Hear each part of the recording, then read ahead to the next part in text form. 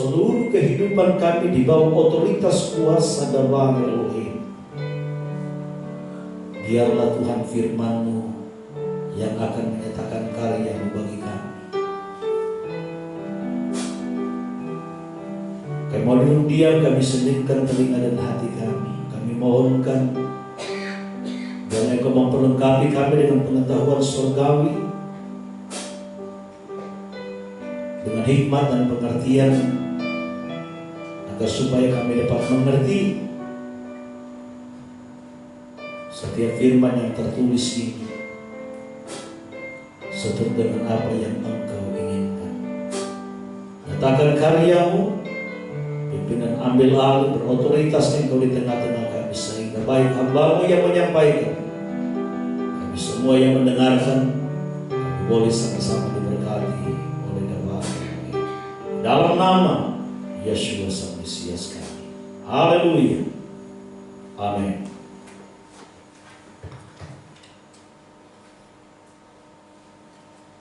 Puji Tuhan. Sahabat Shalom, Bapak Ibu, Saudara-saudara,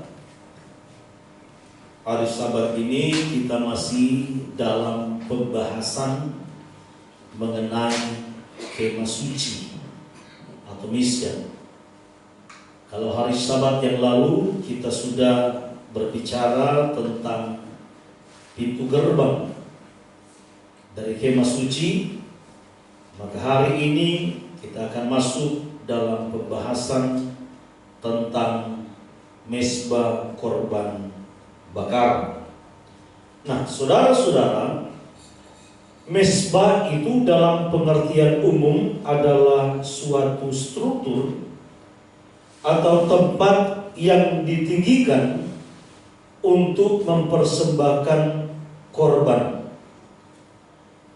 atau untuk membakar dupa dalam penyembahan kepada Tuhan. Itu pengertian secara umum tentang yang namanya mezbah. Maka saudara, kalau sering melihat ada orang-orang yang memiliki keyakinan yang masih melakukan korban-korban seperti apa yang saya sampaikan, baik dalam bentuk mungkin binatang atau mungkin buah-buahan hasil kebun, bahkan mungkin dalam bentuk pedupaan. Biasanya saudara akan menemukan itu ditaruh di suatu tempat yang mungkin posisinya agak lebih tinggi.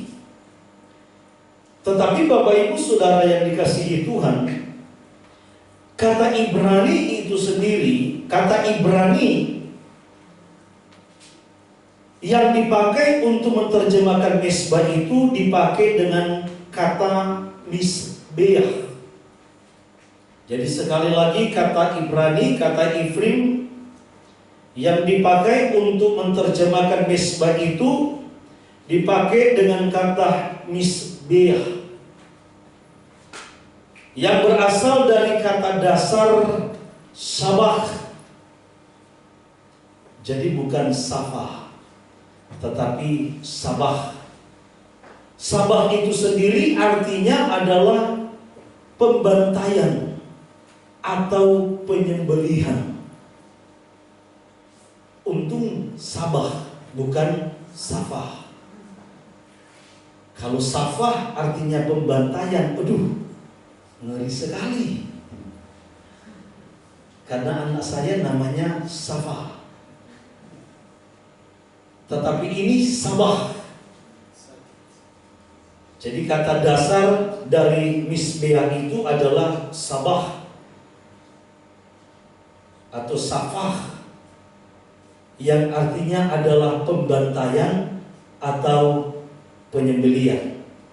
Nah, jadi sekali lagi saudara, misbeah atau mezbah itu merupakan tempat untuk pembantaian atau suatu tempat untuk penyembelihan.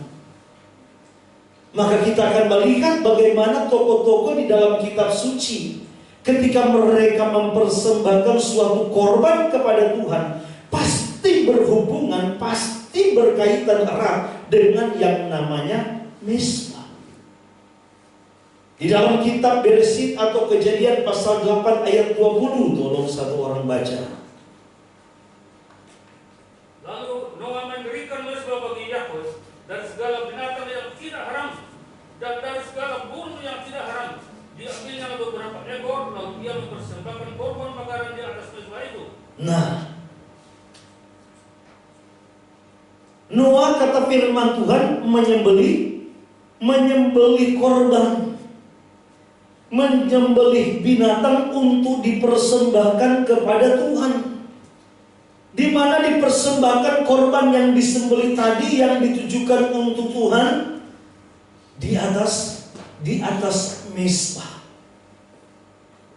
Jadi di sini kita bisa melihat gambaran sebuah yang namanya mezbah yang tidak bisa lepas dari yang namanya korban yang dipersembahkan di atasnya.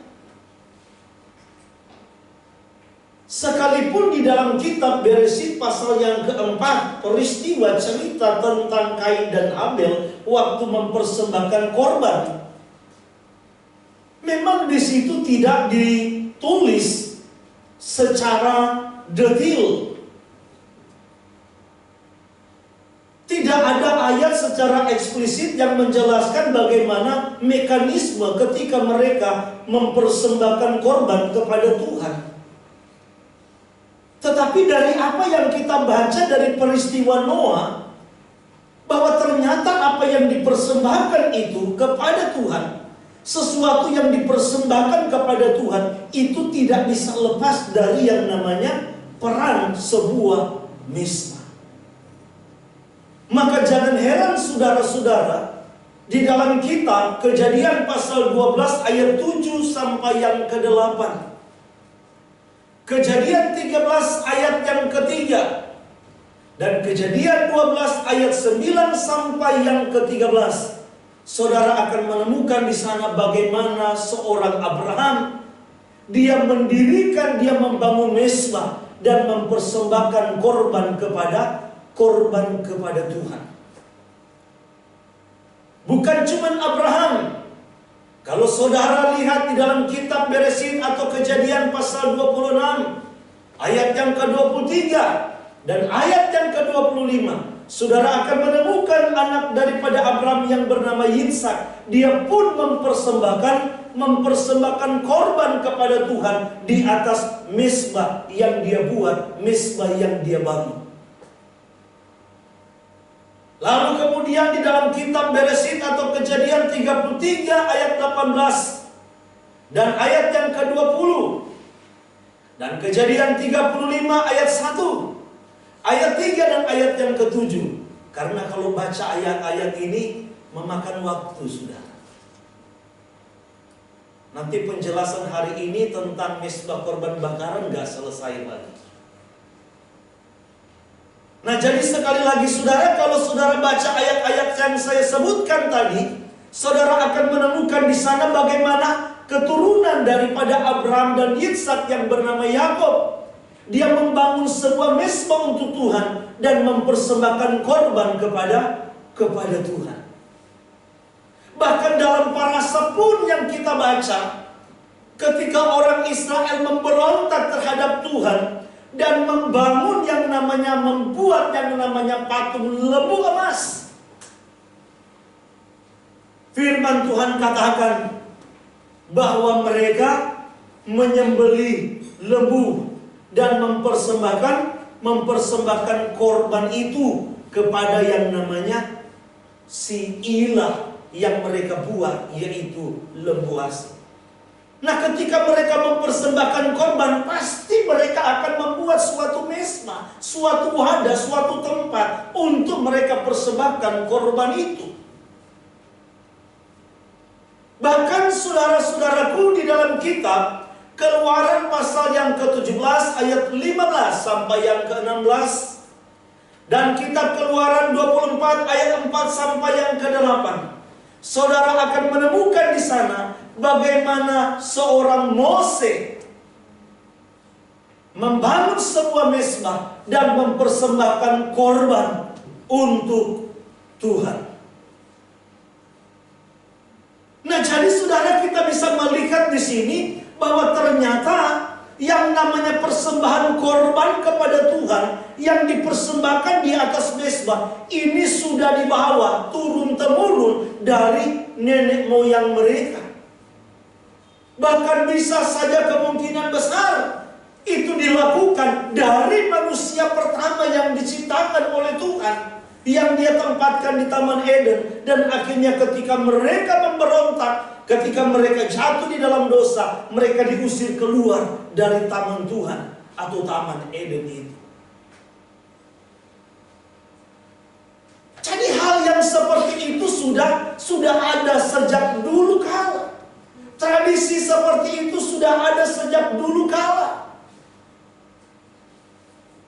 Tetapi saudaraku yang dikasihi Tuhan, mezbah zaman dulu, dari masa mungkin Adam dan Hawa, Habel sampai kepada Mose, itu berbeda. Berbeda dengan mezbah yang diperintahkan oleh Tuhan untuk dibangun oleh orang Israel melalui Mose, yang diletakkan di dalam kemah pertemuan, di depan yang namanya pintu gerbang. Saya melihat saudaraku, makanya saya bilang kalau ada slide-nya menarik, saudara bisa lihat. Kalau mezbah dari sejak zaman dulu, dari tokoh-tokoh kitab suci itu dalam bentuk gundukan tanah yang dibangun, yang disusun dari batu-batuan. Dan batu-batuan ini adalah batu-batu alam yang mereka susun. Biasanya di atas itu mereka susun ambil batu alam yang berbentuk lebih kepada datar. Kalau saudara pergi ke Sumba, kuburan di sana itu rata-rata penutupnya batu datar. Dan batu yang dipakai itu batu alam. Jadi saudara bisa bayangkan, batunya itu ada yang mungkin dari sini sampai sana. Besarnya itu. Ya, batu datar. Itu beratnya ampun-ampun. Dan itu mereka harus tarik. Nggak boleh pakai transportasi yang lain. Harus manusia yang tarik itu. Nah, jadi kembali lagi saudaraku, itu yang kita pelajari tentang yang namanya mezbah korban, yang selalu dilakukan oleh tokoh-tokoh dalam kitab suci. Dari yang namanya Kain dan Habel yang tersurat, karena mereka mempersembahkan korban kepada Tuhan, sampai kepada yang namanya zaman Mose. Nah, di dalam kitab suci kita itu ada menjelaskan ada dua jenis mezbah. Mezbah yang pertama itu adalah mezbah korban bakaran. Sementara yang kedua yang ada di kemah pertemuan atau di ruang kudus itu adalah mezbah apa? Mezbah dupa. Nah, hari ini kita akan berbicara tentang yang namanya mezbah korban bakaran. Kalau saudara lihat, saudara baca di dalam kitab Semot atau Keluaran pasal yang ke-27 yang menjelaskan tentang yang namanya mezbah korban bakaran, maka di situ saya menggarisbawahi untuk memperjelas kepada kita semua. Yang pertama, mezbah korban bakaran itu adalah mezbah yang terbuat dari tembaga, terbuat dari kayu akasia. Lalu kemudian kayu itu akan dilapisi seluruhnya dengan tembaga. Ukuran daripada mezbah korban bakaran itu sekitar 2,25 meter, atau panjangnya itu di situ disebut sebagai 5 hasta. Kalau 1 hasta itu rata-rata kurang lebih 45 cm. Jadi kalau 5 hasta itu berarti ada 90, 180, 225 cm. Jadi kurang lebih panjang dan lebarnya itu 2,25 meter. Sementara tingginya itu adalah 1,35 meter. Apa yang dijelaskan di sana, mesbah korban bakaran itu tanpa tutup dan tanpa alasnya. Lalu kemudian ada tanduk-tanduk yang mencuat dari keempat sudut di atasnya. Dan seluruh mesbah korban bakaran itu permukaannya itu dilapisi dengan tembaga. Lalu kemudian ada sebuah ruji-ruji atau jaring yang ditaruh di bawah bingkai mesbah dan bagian dalam dan atas. Jadi yang dimaksud jaring-jaring atau ruji-ruji itu kalau saudara lihat orang bakar ikan, ya, itu yang disebut jaring-jaring. Jadi kalau ini misalnya bentuk mesbah korban bakarannya, maka ruji-ruji atau jaring-jaring itu ada di samping sini, mengelilingi mesbah korban bakaran. Bukan cuma di sini, tetapi juga ada di atas. Ya, juga ada di atas. Nanti saudara boleh lihat nanti di internet gambarnya, supaya saudara bisa paham dan punya gambaran tentang yang namanya bentuk mesbah korban bakaran. Lalu kemudian ada 4 gelang yang dipasang pada keempat ujung dekat ruji-ruji itu. Tujuannya untuk dimasukkan tongkat supaya mesbah korban bakaran itu bisa diangkat. Kalau saudara lihat gambar itu adanya jadi di bawah bingkai 4 ini. Jadi posisi gelang-gelang itu ada di 4 sini. Nah, tujuannya supaya mesbah korban bakaran itu bisa diangkat. Lalu kemudian di situ dijelaskan dalam Keluaran 27 ada peralatan dari tembaga, yaitu wadah dan sekop untuk mengangkat abu, mangkok untuk menampung darah binatang itu, lalu garpu untuk mengambil daging, dan juga untuk alat pemindai bara.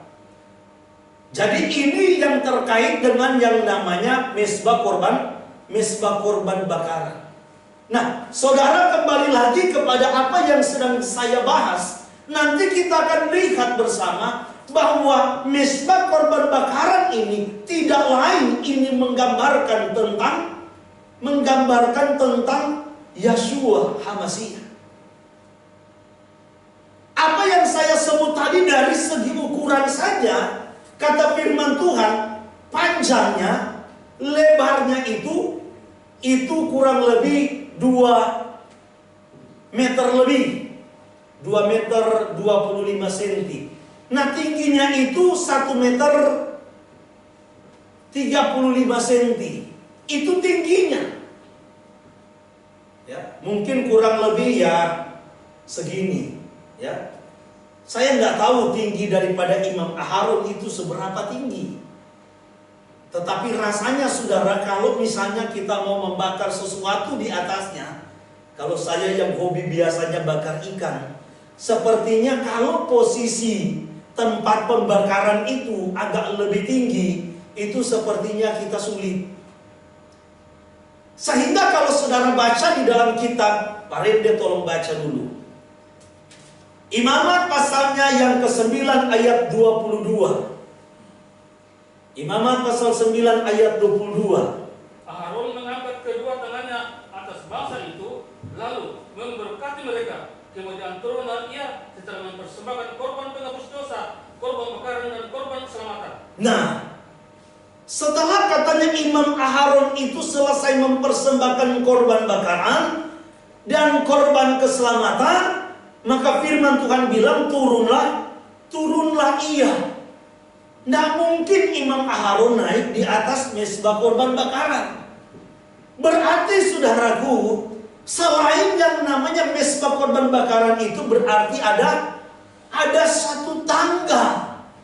Apakah itu dalam bentuk gundukan tanah? Tetapi yang jelas itu ada tempat untuk dia bisa naik dan berdiri di situ.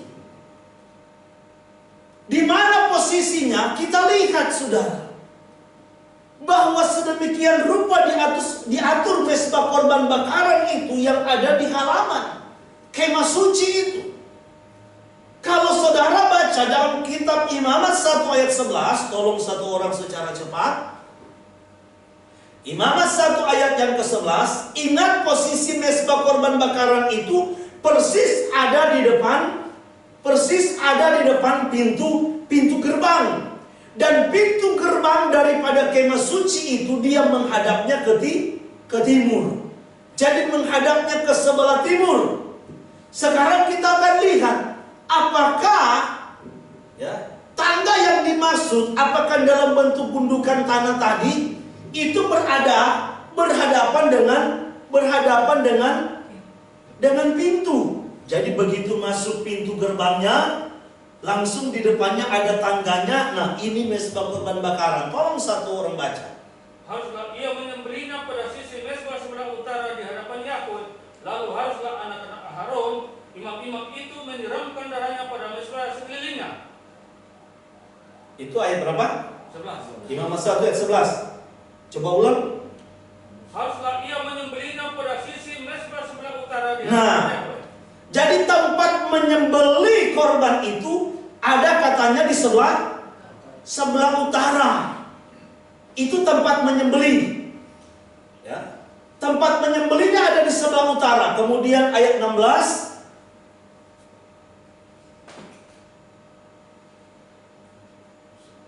Tengkoloknya serta dengan bulunya haruslah disisihkan dan dibuang ke samping mezbah sebelah timur ke tempat abu. Tempat abu itu katanya termasuk buang tembolok dan lain-lain, itu di bagian sebelah timur. Berarti berhadapan dengan pintu gerbang yang menghadap ke sebelah timur. Itu tempat abu.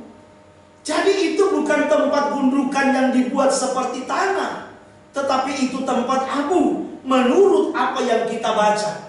Sementara di bagian sebelah utaranya itu kata firman Tuhan adalah tempat menyembelih korban. Tempat menyembelih korban. Lalu kemudian Keluaran 20 ayat 18. Yang kita tahu bersama di situ disuruh bangun, berarti di sebelah barat sesudah yang namanya mezbah korban bakaran itu ada yang namanya kolam pembasuhan. Berarti kemungkinan besar yang namanya tempat Imam Aharon dia berdiri untuk mempersembahkan korban yang ada gundukan tanahnya itu, kemungkinan besar dia ada di bagian selatan. Jadi supaya kita bisa punya gambaran yang namanya mezbah korban bakaran itu. Penting, saudara. Maka tolong kembali lagi dibaca Keluaran 24 maksud saya, ayat 4 sampai yang ke-8. Kita akan masuk pada inti dari mezbah korban bakaran. Kalau tadi kita berbicara seputar daripada mezbah korban bakaran, dari pengertiannya, dari fungsinya, dari letaknya, dari bahan-bahannya, sekarang kita akan masuk kepada yang namanya inti. Kenapa Tuhan menyuruh Mose untuk membuat mezbah korban bakaran? Lalu apa kepentingan Tuhan dalam hal ini? Ayat 4 sampai ayat yang ke-8 dari Shemot pasal 24. Lalu Mose menuliskan segala firman Yahweh itu. Keesokan harinya pagi-pagi didirikannya mezbah di kaki gunung itu dengan 12 tugu sesuai dengan ke-12 suku Israel. Kemudian disuruhnya orang-orang muda dari bangsa Israel. Maka mereka mempersembahkan korban bakaran dan menyembelih lembu-lembu jantan sebagai korban keselamatan kepada Yahweh. Sesudah itu Mose mengambil sebagian dari darah disiramkannya pada mesbah itu. Diambilnya kitab perjanjian itu, lalu dibacakannya dengan didengar oleh bangsa itu, dan mereka berkata, segala firman Yahweh akan kami lakukan dan kami dengarkan. Kemudian Moses mengambil darah itu dan menyiramkannya pada bangsa itu serta berkata, inilah darah perjanjian yang diadakan Yahweh dengan kamu berdasarkan segala firman ini. Nah, sekali lagi saudara, ini adalah ikatan perjanjian antara Bapak Yahweh dengan bangsa Israel. Saya sudah katakan kemarin, menjelaskan bagaimana respon daripada orang Israel. Mereka belum tahu isi hukumnya, mereka belum tahu isi undang-undangnya, pasal-pasalnya dalam Semot pasal yang ke-19. Tetapi mereka sudah bilang apa? Segala firman yang akan diberikan oleh Tuhan, yang akan disampaikan oleh Tuhan, itu akan kami lakukan. Tetapi di dalam konteks yang kita baca pasal yang ke-24 ini, firman-Nya itu, isi undang-undangnya itu sudah diberitahukan kepada mereka.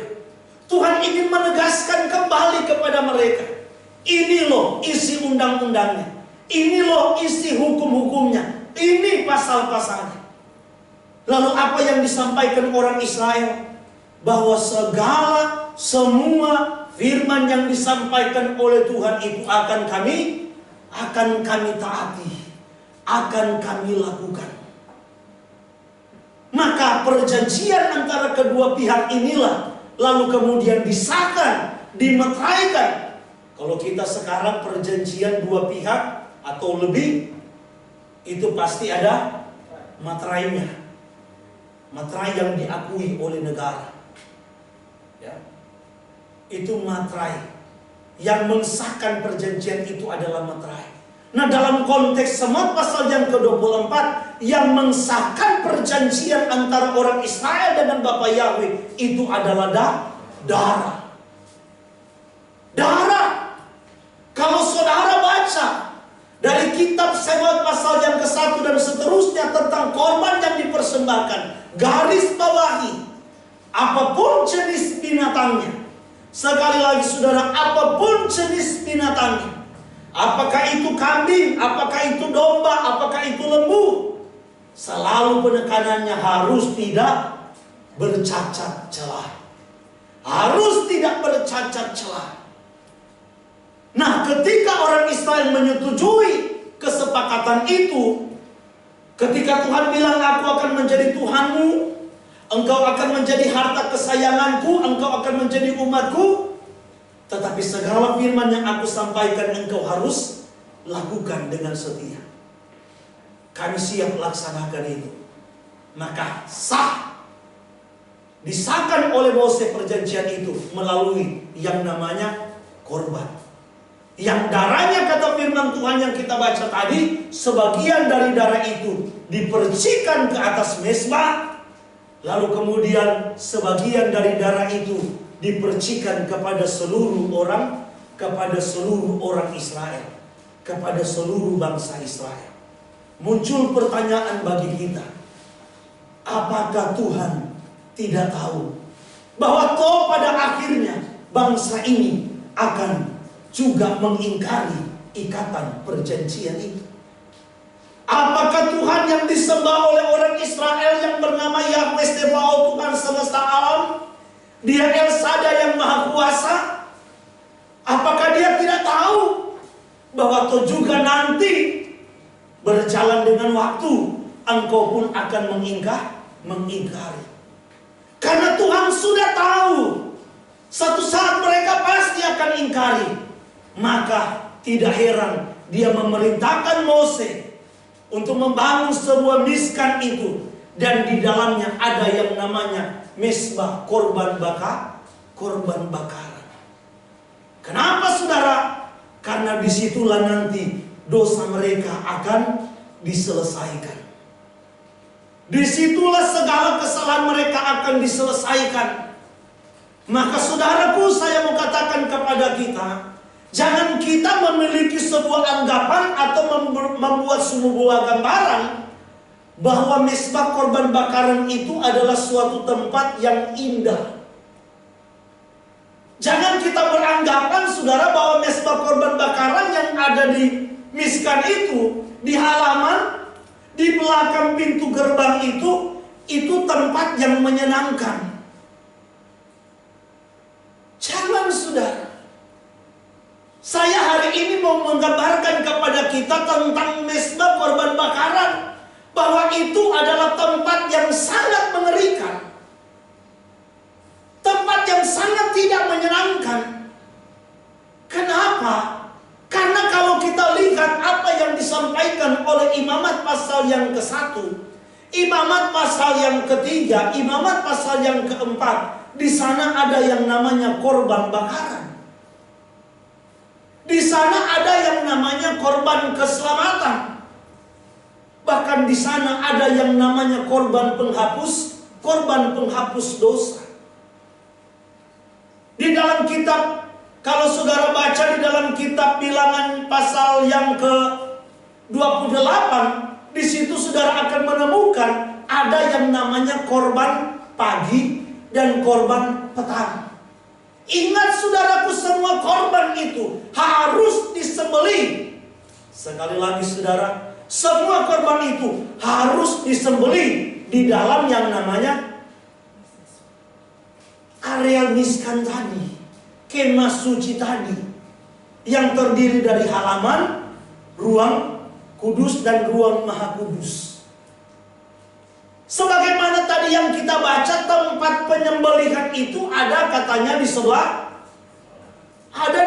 utara mesbah. Di situ semua korban itu disembelih. Saudara kalau pernah menghadiri pemotongan perayaan hari raya korbannya tetangga kita, ya, yang dipotong itu kan ada sampai belasan. Ada kambing, ada domba, ada sapi. Nah, saudara bisa lihat di situ bagaimana darahnya itu berceceran. Itu cuma kurun 1 hari. Nah, saudara bisa bayangkan, yang namanya mesbah korban bakaran itu tidak pernah sepi. Nggak pernah sepi. Firman Tuhan katakan kalau di dalam kitab Imamat pasal yang ke-4 tentang korban penghapus dosa, kalau seandainya imamnya yang bersalah melakukan kesalahan, maka yang dipersembahkan itu adalah seekor lembu jantan yang tidak bercacat celah.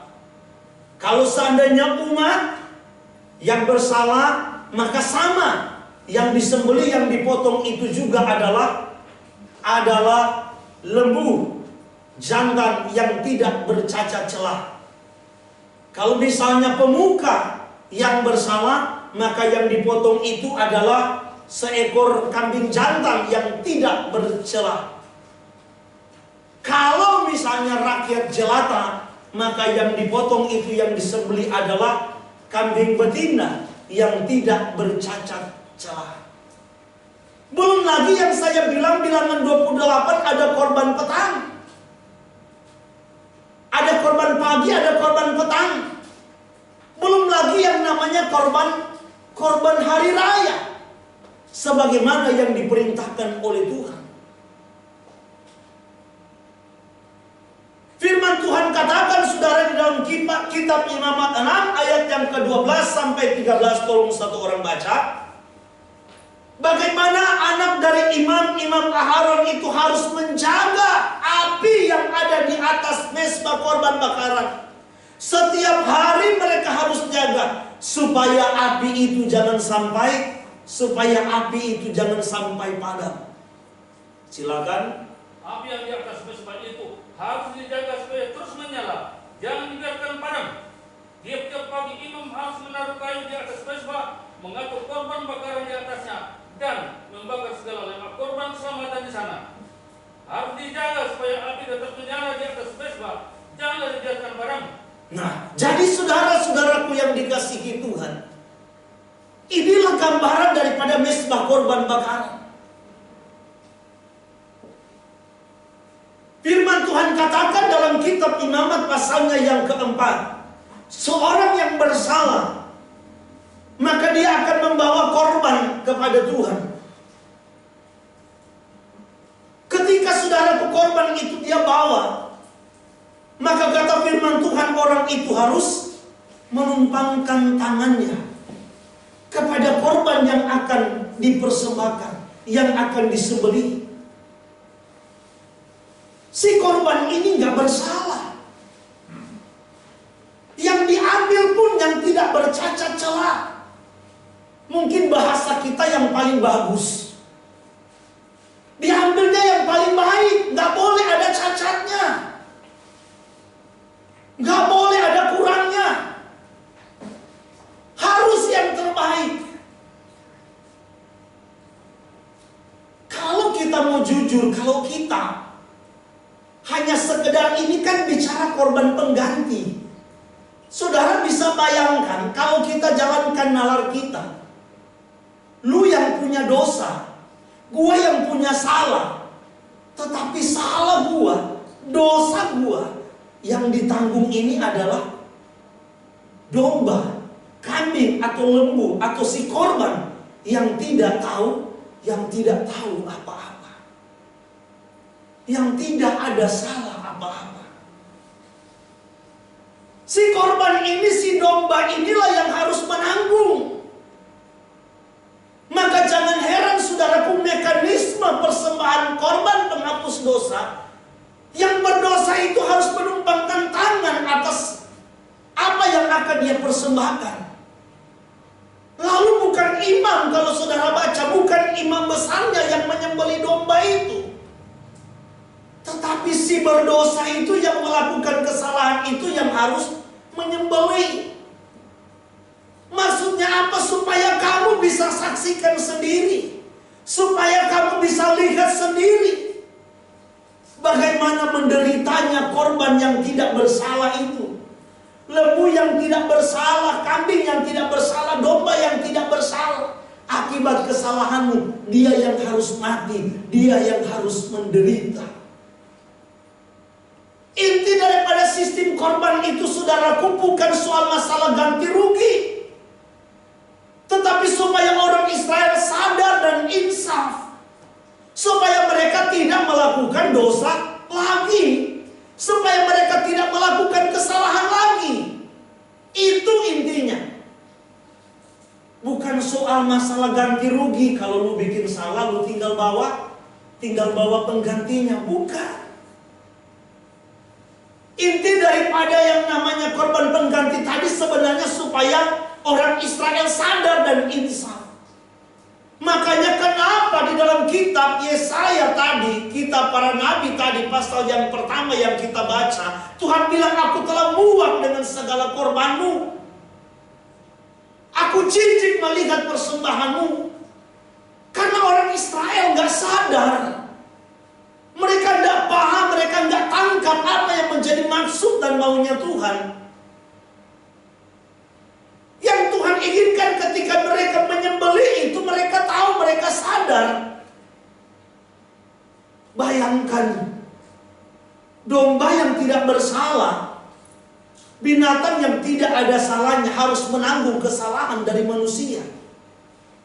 Maksud Tuhan supaya ketika lu lihat itu, lu sadar dan jangan bikin dosa lagi. Itu yang pernah saya sampaikan. Nah, kalau orang punya banyak domba, punya banyak kambing, punya banyak lembu, dia akan mungkin melakukan kesalahan seenaknya saja. Atau tinggal bawa kambing, tinggal bawa domba, urusan selesai. Tuhan gak mau itu. Jadi kita bisa melihat, saudaraku yang dikasihi Tuhan, berarti secara keseluruhan mezbah korban bakaran ini menggambarkan tentang yang namanya tempat penghukuman. Ini gambaran yang pertama, ini tempat penghukuman. Dosa daripada orang Israel itu, saudaraku, harus diselesaikan di situ. Siapa yang dihukum di situ? melakukan kesalahan, tetapi ada korban pengganti yang diambil, yang tidak bercacat, yang tidak bercacat celah. Maka kalau kita bisa melihat gambaran daripada mezbah korban bakaran adalah tempat penghukuman, di mana binatang yang tidak bersalah, domba yang tidak bersalah, kambing yang tidak bersalah, lembu yang tidak bersalah, justru harus dihukum karena ulah dan dosa manusia. Maka jelas ini menggambarkan tentang pengorbanan daripada Yeshua HaMashiach di atas kayu salib. Sebagaimana yang dilukiskan oleh kitab Yesaya pasal 53. Karena kejahatan kita lah, karena dosa kita lah, yang dia tanggung. Yeshua digambarkan, saudaraku, sebagai domba yang tidak bercacat celah. Nggak ada salahnya, nggak ada dosanya.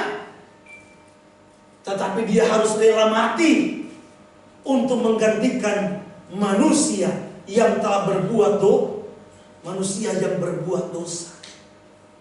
Maka jangan biarkan Yeshua itu mati berkali-kali sebagaimana dipersembahkan domba berkali-kali. Tidak.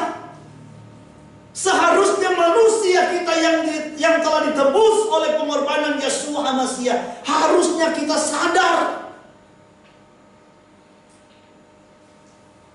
Harusnya kita insaf. Yang harusnya saya yang dihukum, saya yang disalib. Karena yang berdosa itu adalah manusia.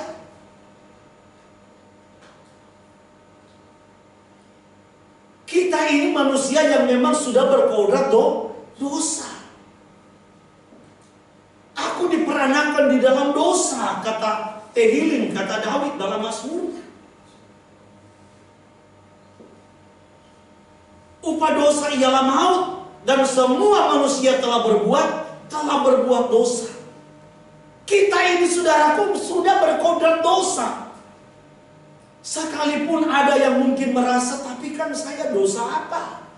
Saya nggak pernah mencuri, saya nggak pernah melawan orang tua, saya nggak pernah menipu orang, saya nggak pernah merugikan orang lain. Kok bisa saya disebut orang berdosa? Ingat, saudaraku, kita ini memang membawa status orang berdosa. Kodrat orang berdosa itu sudah melekat di dalam diri manusia sejak manusia pertama Adam dan Hawa itu jatuh ke dalam dosa. Saya pernah kasih analogi tentang soal masalah, taruhlah singa. Bukankah singa itu adalah binatang buas? Tapi kira-kira kalau singa yang baru lahir binatang buas apa bukan? Sekalipun singa baru lahir, dia tetap statusnya binatang buas. Statusnya tetap binatang buas sekalipun dia masih kecil. Belum bisa menerkam mungkin kambing, menerkam rusa, tapi dia tetap binatang buas. Itulah yang namanya status. Sama dengan kita manusia. Mungkin saudara tidak pernah menipu orang, nggak pernah mencuri, mungkin nggak pernah, mungkin apalagi membunuh, melawan dan mengutuk orang tua dan yang lain-lain. Tetapi ingat, status itu sudah kita bawa. Kita tetap orang berdosa. Jadi saudara-saudaraku yang dikasihi Tuhan, yang harusnya kita yang dihukum, kita yang harus mati, kita yang harus disalib, kita yang harus binasa. Tetapi semua itu diganti oleh Yeshua HaMashiach di atas kayu salib, tempat penghukuman. Supaya saudara dan saya makin sadar. Dan kita tidak mau lagi hidup di dalam dosa dan kejahatan. Sebagai orang-orang yang telah ditebus, yang telah digantikan penderitaannya, yang telah digantikan penghukumannya oleh Yeshua HaMashiach, mari kita terus membenahi diri kita. supaya kita boleh menjadi pribadi-pribadi yang terus memuliakan Dia. Kita menghargai pengorbanan Yeshua HaMashiach dengan kita hidup sesuai dengan apa yang Tuhan inginkan. Jadi gambaran yang pertama tentang mezbah korban bakaran itu adalah tempat penghukuman. Maka saya bilang, saudaraku, jauhkan gambaran kita tentang mezbah korban bakaran itu adalah tempat yang menyenangkan, tempat yang indah. Itu tempat yang mengerikan. Karena di sanalah, saudaraku, hewan-hewan, korban-korban, binatang-binatang yang tidak bersalah itu disembelih hanya untuk menggantikan kesalahan dari manusia. Dan mungkin bisa saja setiap hari korban itu dipotong. Karena mungkin saja ada setiap hari yang melakukan kesalahan. Bayangkan, saudara, bau darahnya kayak apa?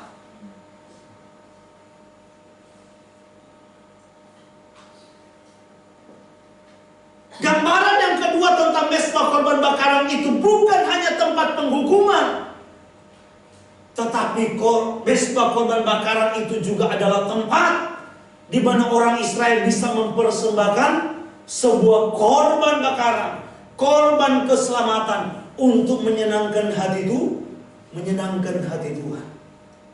Jadi mezbah korban bakaran itu bukan cuma untuk menghapus dosa manusia, tetapi juga, saudaraku, untuk mempersembahkan korban yang baunya menyenangkan hati Tuhan. Jadi korban keselamatan itu mereka persembahkan pagi dan petang, 1 hari 2 kali. Itu tidak ada kaitannya, tidak ada hubungannya dengan salah dan dosa.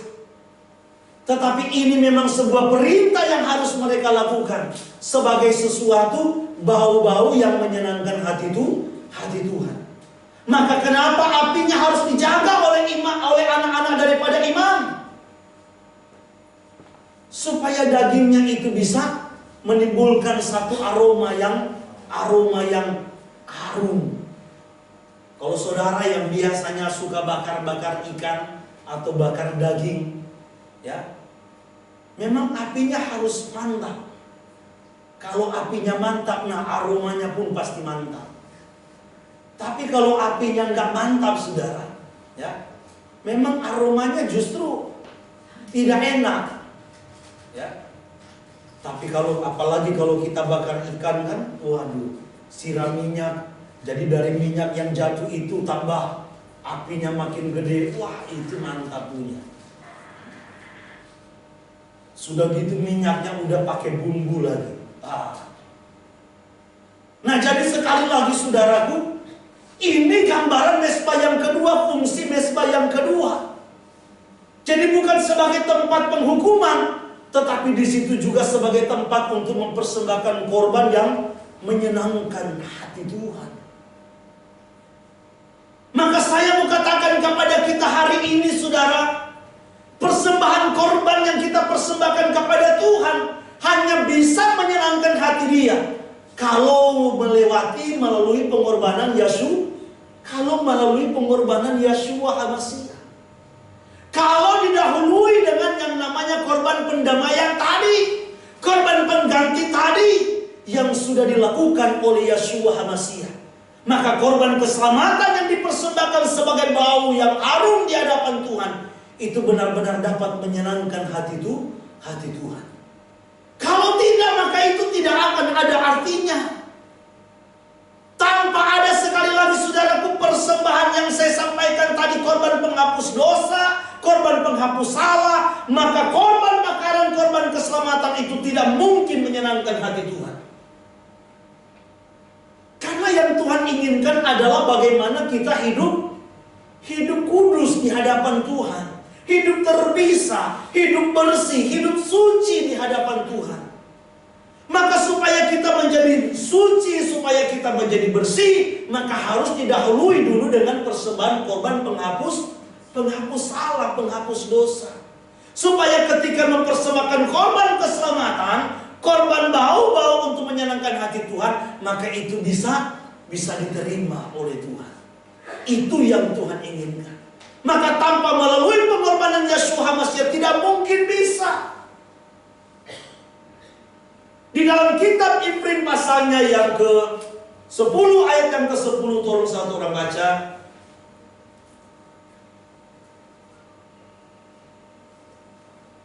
Dan karena kehendaknya inilah kita telah dikuduskan satu kali untuk selama-lamanya oleh persembahan tubuh Yeshua HaMashiach.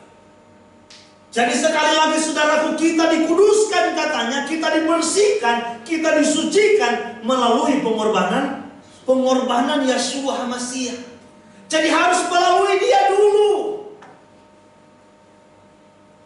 Harus percaya kepada pengorbanan Yeshua HaMashiach, bahwa dialah domba yang disembelih. Dialah korban pengganti yang sempurna, yang tidak bercacat celah, yang telah mendamaikan saudara dengan Bapa. Hanya melalui dia. Sehingga apa yang kita persembahkan, sebagaimana yang dikatakan tadi Mazmur 51 ayat 19, tolong lagi diulangi. Mazmur 51 ayat 19. Korban sembelihan kepada Elohim ialah jiwa yang hancur, hati yang patah dan remuk, tidak akan dipandang hina, ya Elohim. Supaya ketika kita mempersembahkan hidup kita, jiwa kita yang hancur, mempersembahkan hati kita kepada Tuhan, itu menjadi sesuatu yang berkenan. Roma pasal 12 ayat 1 bilang apa? Persembahkanlah tubuhmu, persembahkanlah hidupmu sebagai persembahan yang hidup, yang kudus, dan yang berkenan kepada Tuhan. Kita bisa membawa hidup kita menjadi sesuatu yang berarti, menjadi sesuatu yang berharga di mata Tuhan, menjadi bau yang menyenangkan hati Tuhan, kalau kita sudah didamaikan oleh pengorbanan Yeshua HaMashiach. Tanpa kita didamaikan dengan pengorbanan Yeshua HaMashiach, maka tidak mungkin kita akan berkenan kepada Tuhan. Tidak mungkin hidup kita akan berkenan kepada Tuhan. Sehingga sekalipun kita menaikkan pujian, menyenangkanmu, senangkanmu, itu tidak memberikan jaminan apa-apa bahwa Tuhan sudah disenangkan. Tetapi ketika kita memberi hati kita memberi hidup kita sepenuhnya tinggal di dalam Yeshua HaMashiach, yang telah mengorbankan dirinya untuk saudara dan saya, yang menjadi persembahan untuk kita, maka hidup kita boleh menjadi sesuatu yang harum, suatu persembahan yang indah di hadapan hadirat Tuhan.